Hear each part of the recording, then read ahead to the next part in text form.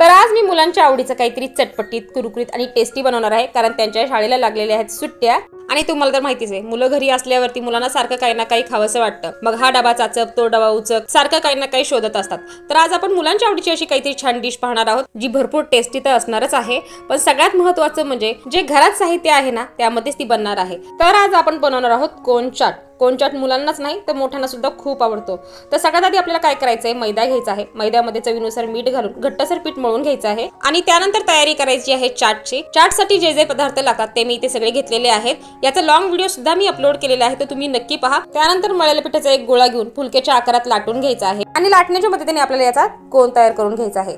तयार केलेला कोन गरम गरम तेलामध्ये क्रिस्पी होईपर्यंत आपल्याला त्याला तळून घ्यायचा आहे। त्यानंतर या कोन मध्ये चाटचे जेवढे पदार्थ आहेत ते एक एक करून आपल्याला यामध्ये भरून घ्यायचे आहे आणि मस्त कोन चाट तयार करून घ्यायचा आहे की नाही एकदम टेस्टी रेसिपी। तर तुम्ही नक्की बनवा आणि हो, आपल्या चॅनलला पण सबस्क्राइब पटकन करा।